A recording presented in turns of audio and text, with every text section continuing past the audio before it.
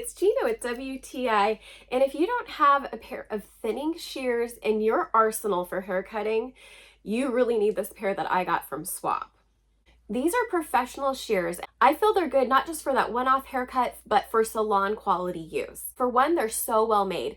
These are smooth as silk to cut with, extremely sharp, and they're made out of high quality steel. It's rust proof, and because of the technology behind the way that it's made, it actually resists corrosion and retains those razor sharp edges so that you don't have to get these sharpened as often as you would another pair of scissors. Secondly, these feel so good in my hand. Even though I do very few haircuts, I often get cramps in my hand from using less quality scissors, and these didn't give me any issues.